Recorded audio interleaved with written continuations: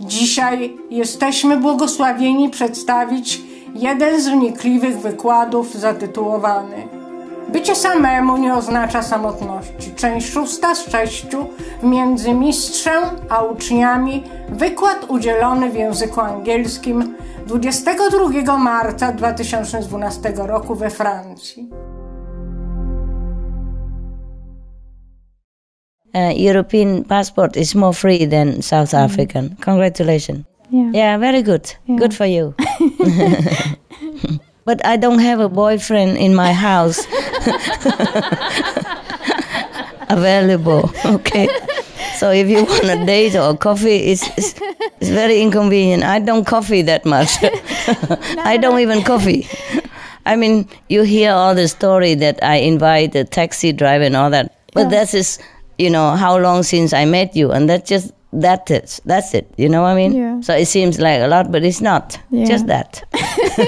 I can only date the taxi drivers. Or the bricklayers in my, who works for my place and stuff.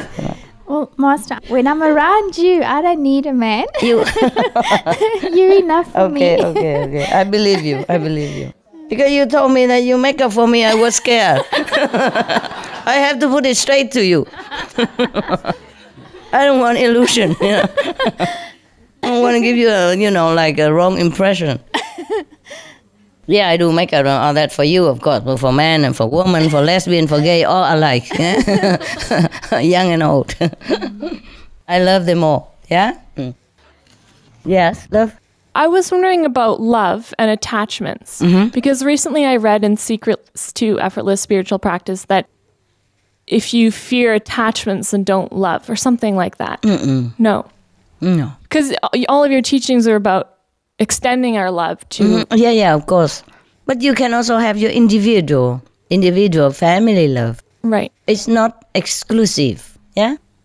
It means that love your family, but love also others, in a community like love. And I love thy neighbor, right? Okay? But it's not forbidden to fall in love. Just be careful when you fall in love. Because sometimes you fall in love with the wrong person and it hurts so much. It's more pain than pleasure, that's all. It's okay to date and get to know each other for a long time. But sometimes it's still not the same, because you read some story, like some people even divorce on the honeymoon days. Yeah, because normally they just not for you, but just for the sake of talking about it. Why? Because mostly they just date each other, Like you see each other when you feel in the mood, or once or twice a week, or 3 times, or even every day per week. But you only see each other for a short while, couple of hours, or maybe even a day, and then you go to your private home. You have your freedom, your world, see? Your privacy and your control of your world. But then after you are married, you have to be together, sharing the same joy as well as the same sorrow, same responsibility.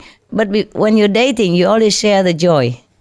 See what I mean? You put your best foot always forward and make the best impression possible. Even if you maybe sometimes falling off with each other just for a little while, and then you call and then you make up again next day, because a few more days and you forget everything easy and you have other things to do, and then you miss each other and then you come.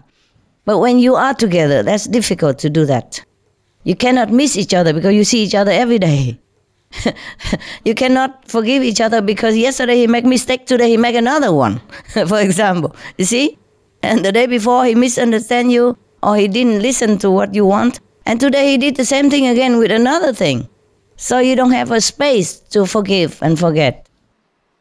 Yeah, and then there is financial problem together, and even you have children, then it's different priority, not each other anymore, but other people. So is that why you said it was an attachment, or that's just out the window, that idea? Like, even in terms of family love, I mean, like loving your family, that's such, you feel obligated to them, I guess. Yes. To keep them happy all the time. Yes. And it's like a responsibility. No, it's not only that, but because you love to make others happy so that you feel that you're happy also. You see, you are together, you have to be happy. If not, because if he's not happy, you're not happy. it drags on for many days, and sometimes weeks, sometimes months, and then sometimes it breaks up altogether. And then maybe you go back to each other again, but then it's the same thing. Attachment is very difficult to make a frontier between love and attachment. Mostly love is attachment also. I mean, this individual love is attachment. You just want that person for yourself. And you're miserable if that person's gone. Or gone with somebody else. Or break up. You're miserable. That is attachment. Because you love first, you see? And then you want each other. And that become attachment too. Yeah, attachment means you cannot live without that person. Okay, so only if it's really unconditional, then it's detached. Yeah, but it's very difficult, maybe. How you love a person and just let him go anywhere and do anything with anybody else. Well, it's very difficult. The love, unconditional love, is the love of the Buddha, of Jesus, or of the highly developed monks and nuns. They just sacrifice themselves, or they do anything just for others' sake, you know? Right. Even do things that they don't like, you know, or hardship, work hard, or enduring difficult situations is for other people. That's unconditional love. But you cannot have unconditional love with a person that you involved, you know, physically, because you will want to keep that person for yourself alone. And you, even if you want to make him happy, just because that make you happy, because he's yours. You see what I mean? But the unconditional love is that you just love everybody. You do everything for everybody without that person even know you, without that person even be yours or do anything back to you. That's the love of the Buddha. You see? It's different level. You cannot have unconditional love, I'm sorry, if you're married or if you have a boyfriend. This is not unconditional love. But it could breed unconditional love if situation arise. For example, you have a boyfriend or you're married to your husband, yes? But he's very ill, yes? And then maybe he needs a liver transplant, and then your liver is matching. And even though giving a part of your liver, it could be very dangerous to you, but you would gladly do it because you love him. And that's also maybe unconditional love, or partly or highly unconditional love, okay? That could also be unconditional love. But still, because he's yours. See what I mean? So it has a little bit of condition in it. You want him alive for you. See what I mean? Yes. Yes. Or you cannot bear to see him die or suffer. Yes, because he's yours. Because you're deeply involved with him. You want him there. You want him in your life. Yes? But the unconditional love is that you help you do things without wanting that person around or doing anything to you or even know your name or even know your face. Don't even think about anything. Just help because he needs it. Whoever, wherever. See what I mean? Yes. Yes, yes. Difficult to have unconditional love if you're together as, like ownership. Okay? That also tinted with attachment and possessiveness, nah? And self-love also. It's nothing wrong. It's not wrong to love your partner. It's not wrong. It's not the great general love like we love the world. You see what I mean? Love the people in need. Yeah, it's different. But it's different. Personal love is very deep and very satisfying also. Yeah, if you love each other, you live for that. It's very good also. I don't mean bad or anything. But it's difficult to be not attached if you have a partner love. You see what I mean? It's also part of God love. Part of, yes. Any love is a part of God's love. Even if you love your enemy or you love your boyfriend, it's a part of God in him that you love, attracted to you, okay? Just don't forget always that he's also part of God. And love him as thus also, not just a physical being. Yes? So it's easier to forgive and love him more that way. Yeah? Don't forget he's also God. Okay? Even if he's not initiated or not vegetarian. Then you can love him more. And easy to forego his mistake. Overlook his mistake. All right. Any more romantic thing? You done? Two liters? Yes. Thank you, okay. Master. Yeah. The Master, I'm expert stuck again.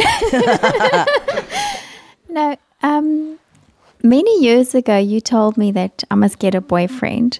I must? Yeah. You say I must? You told me I must get a boyfriend. I must get a boyfriend. Yeah. And then the one time I asked you, why do you say I should get a boyfriend? And then you said to me, well, why do you think? So then I said back, well, I think maybe because it'll make me more loving. So there's still a part of me that wonders about, is it true? Would me having a boyfriend, someone to love, make me more loving, which will be better for my practice? Yeah, I don't know, because you have tried many times already. I cannot sure anymore. No, at that time only, because maybe you were longing to love somebody and you were lonely. So I say, just get a boyfriend. And sometimes I tell a man, get a dog. Because he needs it. You need it, okay? I just want you to know that you're free. You don't have to be so ascetic or anything. Yeah. If you really want a boyfriend, just get one. That's what I meant, I guess, okay? But of course, if you get a boyfriend, then you have to be more considerate. You see, if you are an inconsiderate person, then having a partner will make you more considerate. He will nag your attention all the time. You cannot just forget him. You cannot always think about yourself. You see, when you eat, you have to share the food with him. When you sleep, you have to share your bed. When you shower, you have to wait for him, because he's inside or he's shaving or something, or not shaving. See what I mean? Then that makes you think more outside of yourself. If you're not in a level of concentration enough to go inside, then paying attention to others or taking care of others, animals or human, is make you more considerate. But if you practice better now and you're not in need of a boyfriend, then please don't try too hard just because I advise you. It's just our minds that always think you know better, Master. No, it's okay. Honey. If you want to have a boyfriend, you have a boyfriend. Leave me out of it, okay? Okay. I just want what's good for my practice. I don't remember to tell you you must have a boyfriend. Maybe you just wanted to hear what you hear. Maybe I didn't say that. Maybe I say you mustn't have a boyfriend. And you forget the behind that. Maybe you were just teasing me because the next time you told me I must get married. Yeah. Yeah. Do what you want, honey. It's your life, okay? Do what you want. Thank you. You have the right to fall and rise. You have the right to have mistake and recover. You have the right to feel sad and return to happiness, okay? You have the right to experience with the life in this physical realm. And you have the right to even want to be initiated or not. And even after initiation, you have also the right to stay with us or you go. You have the right, everything is your life, okay?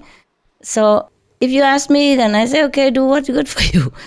If you keep talking about boyfriend all the time, then I say, okay, have a boyfriend. What else would I say? Have a girlfriend? What I mean is, I'm very liberal. If there is a liberal party, I be the chief. Yes, I believe in your freedom, in everyone's freedom to experience right or wrong. I'm just a guy, yeah? If you choose to follow me, it's good. If you choose to make mistake or do it your way or try it, or, to see how it goes, it's okay too. Why not? Because if I keep telling you everything, then you have no life anymore. Yeah? You become like a rigid monk. Okay, meditate, eat, sleep, meditate, eat, sleep, work, meditate, eat, sleep, work. Nothing, no boyfriend, no.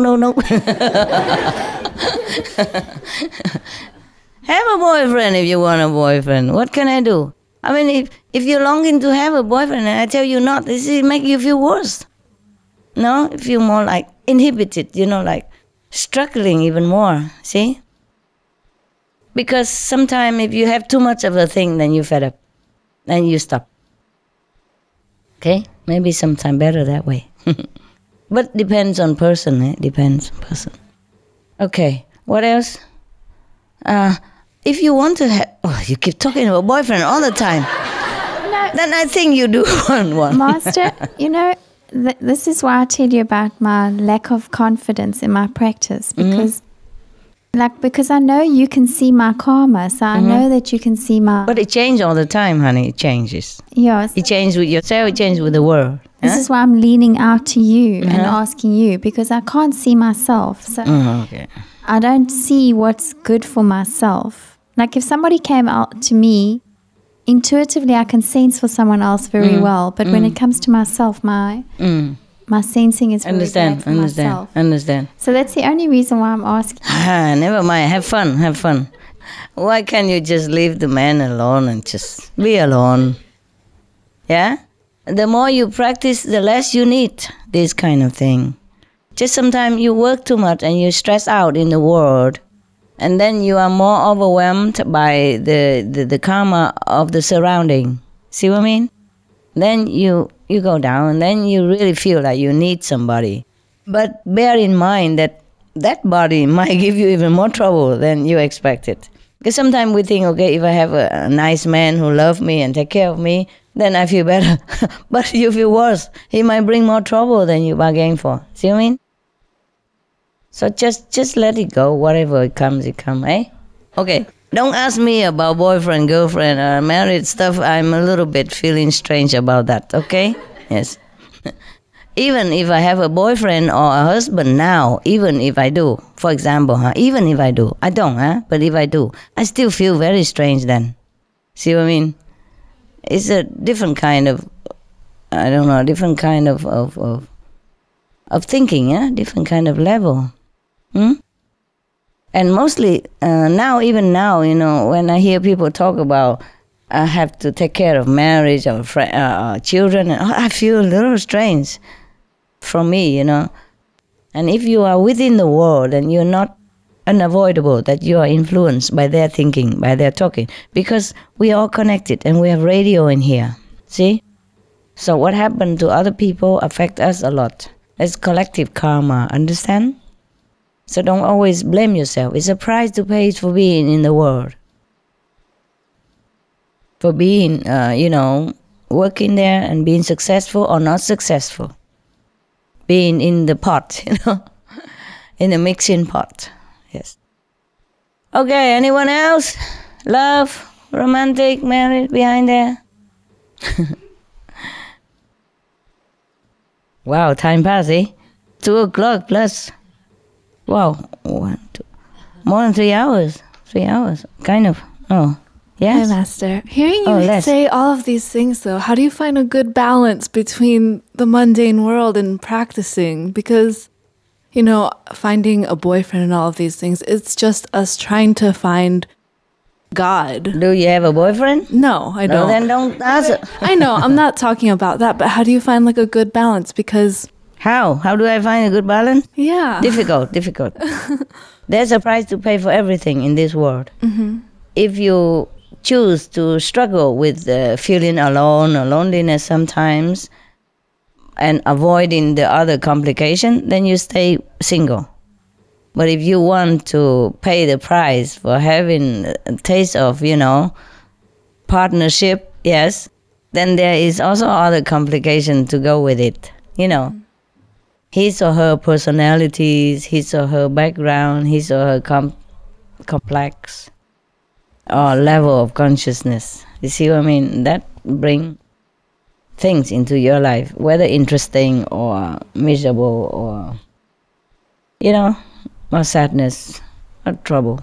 But not even regarding boyfriends, because you say that, when we mix with the outside world, we get influenced by other people's thinking. Definitely. Then... how do we know what our own true thoughts are? How do we know? Okay, whatever good for you, that's yours. Whatever you don't want to, but still bugging you, that's not yours. Okay, I don't know what I want though. I feel very lost. Mostly, what do you want? I don't know. My life is a little bit strange right now. I'm like in what? A good transition. Well, last year I focused, all on the physical aspects. I had a job, friends, whatever. And then because of your grace, this year things have changed rapidly and very dramatically.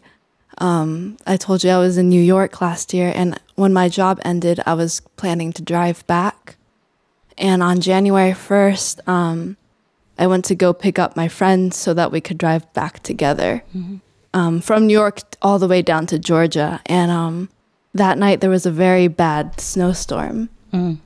And I totaled my car. Yeah, I should have died. I really should have.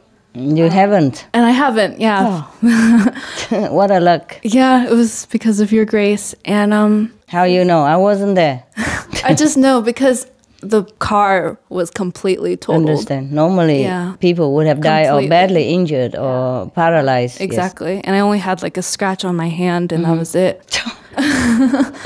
But congrats. Yeah, and since then, things have just been moving so rapidly for me. I was at home for about a month, and I was really depressed. Why?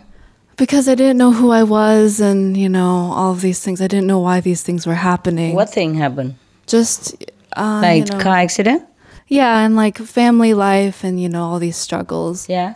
And then I went to Cancun just for a retreat for myself, and I felt like I was reborn there. Oh, good. I came back home, and I felt like a clean sheet of paper. Oh, good. And should go to Cancun more often. Yeah, and then you become many sheets of clean paper. Yeah, exactly. And then honestly, exactly, she said. Yeah. Couldn't you take a joke, girl? Okay, and then what happened now? Well, then I went back home, and I was just feel lost again. A little bit, and I was just like, I'm just letting my life to God and not doing anything because I'm very free right now. I'm lucky, yes. And then we saw the email. Now I'm here. So yeah, it's just. Why you say you're lost? I don't really. I feel like it's for spiritual progress. Like this is my year for spiritual progression. But my mind is still always wandering. Like, should I be doing more? Should I be doing less? I Why bother? Just do what you want, then you know.